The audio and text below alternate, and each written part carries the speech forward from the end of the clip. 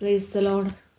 യെശയ്യാ പ്രവാചകൻ്റെ പുസ്തകം 59-ാം അധ്യായം അതിൻ്റെ 1 മുതൽ 21 വരെയുള്ളതായ വേദവാക്യങ്ങൾ. രക്ഷിപ്പാൻ കഴിയാതെ വണ്ണം യഹോവയുടെ കൈ കുറുകിയിട്ടില്ല, കേൾപ്പാൻ കഴിയാതെ വണ്ണം അവൻ്റെ ചെവി മന്ദമായിട്ടുമില്ല. നിങ്ങളുടെ അകൃത്യങ്ങൾ അത്രേ നിങ്ങളെയും നിങ്ങളുടെ ദൈവത്തെയും തമ്മിൽ ഭിന്നിപ്പിച്ചിരിക്കുന്നത്. നിങ്ങളുടെ പാപങ്ങൾ അത്രേ അവൻ കേൾക്കാതെ വണ്ണം അവൻ്റെ മുഖത്തെ നിങ്ങൾക്ക് മറയ്ക്കുമാറാക്കിയത്. നിങ്ങളുടെ കൈകൾ രക്തം കൊണ്ടും നിങ്ങളുടെ വിരലുകൾ അകൃത്യം കൊണ്ടും മലിനമായിരിക്കുന്നു. നിങ്ങളുടെ അധരങ്ങൾ ഭോഷ്ക് സംസാരിക്കുന്നു, നിങ്ങളുടെ നാവ് നീതികേട് ജപിക്കുന്നു. ഒരുത്തനും നീതിയോടെ വ്യവഹരിക്കുന്നില്ല, ഒരുത്തനും സത്യത്തോടെ പ്രതിവാദിക്കുന്നില്ല. അവർ വ്യാജത്തിൽ ആശ്രയിച്ച് ഭോഷ്ക് സംസാരിക്കുന്നു. അവർ കഷ്ടത്തെ ഗർഭം ധരിച്ച് നീതികേടിനെ പ്രസവിക്കുന്നു.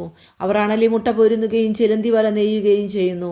ആ മുട്ട തിന്നുന്നവൻ മരിക്കും, പൊട്ടിച്ചാൽ അണലി പുറത്തു വരുന്നു. അവർ നെയ്തത് വസ്ത്രത്തിന് കൊള്ളുകയില്ല, അവരുടെ പണി അവർക്ക് പുതപ്പാകുകയും ഇല്ല. അവരുടെ പ്രവൃത്തികൾ നീതികെട്ട പ്രവൃത്തികൾ, സാഹസകർമ്മങ്ങൾ അവരുടെ കൈക്കലുണ്ട്. അവരുടെ കാൽ ദോഷത്തിനോടുന്നു, കുറ്റമില്ലാത്ത രക്തം ചിന്നുവാൻ അവർ ബന്ധപ്പെടുന്നു. അവരുടെ നിരൂപണങ്ങൾ അന്യായ നിരൂപണങ്ങളാകുന്നു. ശൂന്യവും നാശവും അവരുടെ പാതകളിലുണ്ട്. സമാധാനത്തിൻ്റെ വഴി അവർ അറിയുന്നില്ല, അവരുടെ നടപ്പിൽ ന്യായവുമില്ല. അവർ തങ്ങൾക്കായി വളഞ്ഞ പാതകളെ ഉണ്ടാക്കിയിരിക്കുന്നു, അവയിൽ നടക്കുന്നവൻ ഒരുത്തനും സമാധാനം അറിയുകയില്ല. അതുകൊണ്ട് ന്യായം ഞങ്ങളോടകന്നു ദൂരമായിരിക്കുന്നു, നീതി ഞങ്ങളോട് എത്തിക്കൊള്ളുന്നതുമില്ല. ഞങ്ങൾ പ്രകാശത്തിനായിട്ട് കാത്തിരുന്നു, എന്നാൽ ഇതാ ഇരുട്ട്; വെളിച്ചത്തിനായിട്ട് കാത്തിരുന്നു, എന്നാൽ ഇതാ അന്ധകാരത്തിൽ ഞങ്ങൾ നടക്കുന്നു. ഞങ്ങൾ കുരുടന്മാരെ പോലെ ചുവർ തപ്പി നടക്കുന്നു, കണ്ണില്ലാത്തവരെ പോലെ തപ്പി തടഞ്ഞു നടക്കുന്നു. സന്ധ്യാസമയത്ത് എന്ന പോലെ ഞങ്ങൾ മധ്യാഹ്നത്തിൽ ഇടറുന്നു. ആരോഗ്യമുള്ളവരുടെ മധ്യേ ഞങ്ങൾ മരിച്ചവരെ പോലെയാകുന്നു. ഞങ്ങളെല്ലാവരും കരടികളെ പോലെ അലറുന്നു, പ്രാവുകളെ പോലെ ഏറ്റവും കുറുകുന്നു. ഞങ്ങൾ ന്യായത്തിനായി കാത്തിരിക്കുന്നു, എങ്കിലും ഒട്ടുമില്ല; രക്ഷയ്ക്കായി കാത്തിരിക്കുന്നു, എന്നാൽ അത് ഞങ്ങളോടകന്നിരിക്കുന്നു. ഞങ്ങളുടെ അതിക്രമങ്ങൾ നിന്റെ മുമ്പാകെ പെരുകിയിരിക്കുന്നു, ഞങ്ങളുടെ പാപങ്ങൾ ഞങ്ങൾക്ക് വിരോധമായി സാക്ഷീകരിക്കുന്നു. ഞങ്ങളുടെ അതിക്രമങ്ങൾ ഞങ്ങൾക്ക് ബോധ്യമായിരിക്കുന്നു, ഞങ്ങളുടെ അകൃത്യങ്ങളെ ഞങ്ങൾ അറിയുന്നു. അതിക്രമം ചെയ്ത് യഹോവയെ നിഷേധിക്കുക, ഞങ്ങളുടെ ദൈവത്തെ വിട്ടുമാറുക. പീഡനവും മത്സരവും സംസാരിക്കുക, വ്യാജവാക്കുകളെ ഗർഭം ധരിച്ച് ഹൃദയത്തിൽ നിന്ന് ഉച്ചരിക്കുക എന്നിവ തന്നെ. അങ്ങനെ ന്യായം പിന്മാറി നീതി അകന്നു നിൽക്കുന്നു. സത്യം വീതിയിലിടറുന്നു, നേരിന് കടപ്പാൻ കഴിയുന്നതുമില്ല. സത്യം കാണാതെയായി ദോഷം വിട്ട് അകലുന്നവൻ കവർച്ചയായി ഭവിക്കുന്നു.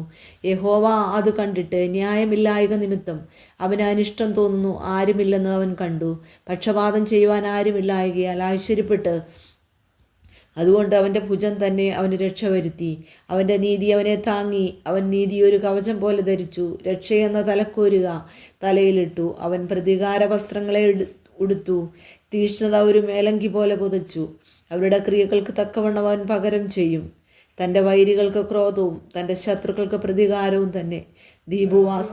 വാസികളോട് അവൻ പ്രതിക്രിയ ചെയ്യും. അങ്ങനെ അവർ പടിഞ്ഞാറ് യഹോവയുടെ നാമത്തെയും കിഴക്കവൻ്റെ മഹത്വത്തെയും ഭയപ്പെടും. കെട്ടിനിന്നതും യഹോവയുടെ ശ്വാസം തള്ളിപ്പായിക്കുന്നതുമായ ഒരു നദി പോലെ അവൻ വരും. എന്നാൽ സിയോനും യാക്കോബിൽ അതിക്രമം വിട്ടുതിരിയുന്നവർക്കും അവൻ വീണ്ടെടുപ്പുകാരനായി വരും എന്ന് യഹോവയുടെ അരുളപ്പാട്. ഞാൻ അവരോട് ചെയ്തിരിക്കുന്ന നിയമമോ ഇതാകുന്നു എന്ന് യഹോവ അരുളി ചെയ്യുന്നു. നിന്റെ മേലുള്ള എൻ്റെ ആത്മാവും നിന്റെ വായിൽ ഞാൻ തന്ന എൻ്റെ വചനങ്ങളും നിന്റെ വായിൽ നിന്നും നിന്റെ സന്തതിയുടെ വായിൽ നിന്നും നിന്റെ സന്തതിയുടെ സന്തതിയുടെ വായിൽ നിന്നും ഇന്നു മുതൽ ഒരു നാളും വിട്ടുപോകയില്ല എന്ന് യഹോവ അരുളി ചെയ്യുന്നു.